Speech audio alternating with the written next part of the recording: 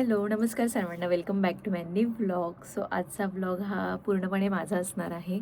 एका सबस्क्रायबरने मला आजच मेसेज केला की तू नेहमी व्लॉग बनवतेस तर तू त्या व्लॉगमध्ये जास्त दिसत नाही, तुझी फॅमिली जास्त दिसते किंवा तू बॅकलाच असतेस आणि फ्रंटला वेगळेच लोक असतात वगैरे, असं असं त्याचं चाललं होतं. सबस्क्रायबर म्हणजे तो माझा फ्रेंडच आहे. सो खूप दिवसानंतर त्याच्याशी बोलणं झालं. तर त्याचं चाललं होतं का तू पण ब्लॉगमध्ये येत जा, तू पण समोरून बोलत जा, तुला बघायला जास्त आवडेल. सो म्हटलं ठीक आहे, चलो तर मग आज व्लॉग बनवूया. तर त्याने मला आजच मेसेज केला का मला पुढचा व्लॉग हा तुझा बघायचा आहे. तर मी त्याला बोलली माझ्याबद्दल काय बोलू, ऑलरेडी सगळ्यांना माझ्याबद्दल माहिती आहे. तर त्याचं असं म्हणणं होतं की नाही, मी तुझे सबस्क्रायबर बघितले, तर खूप सबस्क्रायबर नवीन पण आहेत. सो तुझ्याबद्दल खूप लोकांना माहिती नसेल, तर मग तू तुझ्याबद्दल काही गोष्टी शेअर कर. तर माझे तुम्ही आधीपासून व्लॉग बघितले असेल तर मी माझ्या कोणत्याच व्लॉगमध्ये मी माझ्याबद्दल कधीच काही शेअर केलेलं नाही आहे इथून मागे, पर्सनल गोष्टी. कारण की जे काय आहे ते समोर आहे तुमच्या. तर माझ्या जॉब रिलेटेड किंवा काय मी आधी काय करायची वगैरे हे काहीच माझ्या कोणत्याच व्लॉगमध्ये नाही आहे. तुम्ही माझे जुने ब्लॉग जाऊन बघू शकतात. तर त्याचं असं म्हणणं होतं का काहीतरी तू बोल, तू समोर येऊन बोल, मग मला बघायला आवडेल किंवा बाकीच्यांना बघायला आवडेल. आणि त्याचं असं होतं की म्हणजे तुझे जे सबस्क्रायबर्स आहेत त्यांना पण तुला बघायला जास्त आवडणार आहे. सो तू फ्रंटला ये, तू बॅकला अशी राहू नकोस. आणि काय होतं माहिती आहे का, सगळेजणांना ना माझे व्लॉग्स आवडतात, पण आहे ना कमेंट खूप लोकं कमी करतात. पर्सनली कसं कॉन्टॅक्ट सगळ्यांसोबत असल्यामुळेच ना, म्हणजे जे माझे सबस्क्रायबर आहेत, जे माझी जवळची लोक आहेत, तर ते लोकं मला ना सगळे WhatsAppवर मेसेज करतात किंवा Instaवर मेसेज करतात. माझ्या फ्रेंडने पण आज मला WhatsAppलाच मेसेज केला होता. तर असं होतं. तर पहिली तर ही रिक्वेस्ट आहे माझी की जे कोणी माझे फ्रेंड्स असेल किंवा सबस्क्रायबर्स असतील, तर त्यांनी आहे ना मला माझ्या व्लॉगच्या कमेंट सेक्शनमध्ये जाऊन कमेंट करत जा. ते जास्ती मला आवडेल, कारण की ते कमेंट आपण बाकी लोकांना पण बघायला मिळतात. आणि बाकींना, कारण की आपण पण कोणा कोणाची कमेंट वाचत असतो की कोणी समजा व्लॉग टाकला तर आपण पहिला कमेंट सेक्शनमध्ये जाऊन बघतो की हां, या व्लॉगला काय कमेंट आली असेल किंवा काय, किंवा आपल्याला एखादा व्लॉग आवडला तर आपण त्याच्या कमेंट सेक्शनमध्ये जाऊन कमेंट करत असतो. सो माझं असं म्हणणं आहे का तुम्हाला जर माझे ब्लॉग आवडत असतील ना तर मला कमेंट करत जा, माझे कमेंट सेक्शनमध्ये बोलत जा, मी तिकडे तुम्हाला रिप्लाय देत जाईल. तर असं काहीसं आहे. तर म्हटलं चला आज सुरुवात करूयात.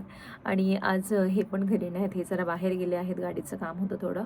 आणि सारंग पण झोपलेला आहे, दुपारचे वाजले आहेत 3. सो मी पण निवांत होती, सगळे कामं आवरलेले आहेत घरातली. तर म्हटलं चला बोलूयात आज, थोडंफार मनावर घेऊयात, थोडं समोर येऊयात. त्याच्यामुळे मी हा व्लॉग शूट करते आहे. काय बोलायचं आहे काही नाही, म्हणजे मी हा काय विचारच नाही केला, मी जस्ट रॅन्डम हा व्लॉग स्टार्ट केलेला आहे की चला आपण चालू करून देऊयात, काहीतरी बोलूयात. कारण की बघूयात मग मला आणि कमेंट करून सांगा का कोणाकोणाला आवडते का मी अशी समोर येऊन बोललेली. तर खूप जणांचं असं म्हणणं आहे का तू समोर ये, समोर येऊन बोल. सो त्याच्यामुळे हा ब्लॉग मी आता चालू केलेला आहे. सो ठीक आहे, खूप लोकांना माहीत नाही की मी काय करते किंवा मी काय केलेलं आहे. सो मी ग्राफिक डिझायनर आहे आणि ऑलरेडी मला 6 वर्षाचा एक्सपिरियन्स आहे. 2018मध्ये मी जॉबला लागली होती नाशिकमध्येच. ॲक्च्युली मी नाशिकमध्येच कोर्स केलेला होता. मी तिथे 6 महिने जॉब केला. देन मी पुण्यात शिफ्ट झाली. पुण्यात मी माझ्या मोठ्या भावासोबत राहायची, विशाल भाऊसोबत आणि आरती वहिनीसोबत. तर पुण्यात मी इथे खराडीला मी जॉब केलेला आहे इऑन IT पार्कमध्ये. तिथे मी जवळपास दीड पावणे 2 वर्ष जॉब केला. त्यानंतर लॉकडाऊन पडलं 2020मध्ये. ॲक्च्युली मी 2018मध्ये जेव्हा नाशिकला एप्रिलमध्ये जॉब जॉईन केला, त्यानंतर मी तिथे 6 महिनेच केला आणि डिसेंबर एंडिंगला मी पुण्यात शिफ्ट झाले आणि मी पुण्यात जॉईन केलं. आणि लॉकडाऊनमध्ये जेव्हा सगळ्यांचे जॉब गेले त्यावेळेस माझासुद्धा जॉब गेला. कारण की त्यावेळेसची परिस्थिती काय होती ही सगळ्यांनाच माहिती होती आणि त्यावेळेसच माझं लग्न पण ठरलेलं होतं. आणि ऑलरेडी लॉकडाऊनमध्ये मी काही महिने घरून पण काम केलेलं होतं, वर्क फ्रॉम होमच चालू होतं. देन जॉब गेल्यानंतर माझं लगेच लग्न पण होतं. महिन्या दीड महिन्यातच माझं लग्न पण होतं. देन लग्न झालं. लग्नानंतर माझा पूर्ण 6 ते 7 महिने गॅप पडला. कारण की नाही, 6 ते 7 महिने नाही म्हणता येणार. माझं जॉब काहीतरी मे महिन्यात गेला आणि ऑगस्टमध्ये माझं लग्न होतं. सो हां, 5 ते 6 महिने पकडू शकतो आपण. देन मी परत पुण्यात आली. देन परत स्टार्टअप केलं. मग त्यानंतर मी कंटिन्यू जॉब करायला लागली ते माझी प्रेग्नेन्सी राहूपर्यंत. प्रेग्नेन्सीच्या काहीतरी 2-3 महिन्याआधी मी जॉब सोडला, ते पण समोरून स्वतः सोडला. कारण की माझे खूप सारे हेल्थ इश्यू येत होते आणि प्रेग्नेन्सीची पण प्लॅनिंग वगैरे या सगळ्या गोष्टी होत्या. त्याच्यामुळे मग आम्ही दोघांनी मिळून डिसिजन घेतला आणि जॉब करण्याचं रिझन एकच होतं का आम्हाला हे घर घ्यायचं होतं. आणि एक गोष्ट मला सांगायला आवडेल, आज किती तारीख आहे? आज 16 तारीख आहे. 10 जूनलाच 3 वर्ष झाले आम्हाला या घरात शिफ्ट होऊन. 10 जून 2022 मध्ये आम्ही या घराची वास्तुशांती केलेली होती. सो छान असं आम्ही या घरात शिफ्ट झालो. ते हे घर घेण्यामागचं माझं जॉबचं रिझन होतं की मला जॉब करायचा आहे, तर मग जॉब केला तर दोघं मिळून घर घेऊ शकतो. सो त्याच्यासाठी मी कधीच जॉब असा माझा स्किप नव्हता केला की यार आपण जॉब करूयात, म्हणजे त्यांना पण सपोर्ट होईल. तर हे जे घर आहे ना, हे आम्ही दोघांनी मिळून घेतलेलं आहे आणि हे घर आमच्या दोघांसाठी खूप जास्त स्पेशल आहे. कारण की या घरासाठी आहे ना आम्ही छोटे गोष्टी असे म्हणजे आपण म्हणतो ना इमोशन्स आमचे जोडलेले आहेत. सो खूप भारी वाटतं. आणि जेव्हा माझी प्रेग्नेन्सीचं आमचं चाललं होतं की आपण आता प्लॅनिंग करूयात हे ते, तर त्यानंतर मी जॉब थांबवायचा निर्णय घेतला आणि त्यानंतर मी आता जॉबच नाही केला खरं सांगायचं म्हटलं तर. प्रेग्नेन्सी राहिली, त्यानंतर सारंग झाला. आता सारंग जवळपास 20 महिन्याचं झालेलं आहे आणि माझी भरपूर जास्त इच्छा आहे की मी जॉब करावी, पण ह्यांची अजिबात इच्छा नाही आहे. ह्यांचं असं म्हणणं येतं की नाही तू सारंगला सांभाळ, तू सारंगकडे लक्ष दे. सो त्याच्यामुळे अजून तरी आणि ॲक्च्युली माझं वरच्यावर चालू असतं, मी जॉब सर्च पण करते किंवा मला रिक्वायरमेंट्स येतात पण आहेत. पण काय होतं आहे की सगळेजणं वर्क फ्रॉम ऑफिसच्या जास्त हे आहेत आणि मला वर्क फ्रॉम होम पाहिजे आहे. सो त्याच्यामुळे आता मला लवकर जॉब मिळत नाही आहे आणि जे मिळत आहेत ते सगळे नाईट शिफ्ट वगैरे मिळत आहेत आणि सारंग असल्यामुळे हे मला सगळं पॉसिबल नाही होते. सो त्याच्यामुळे मी आता सध्या जॉब स्किपच केलेला आहे पूर्ण. म्हणजे माझ्या साईडने तरी नाही, ह्यांच्या साईडने तर हे तर नाहीच म्हणत आहेत.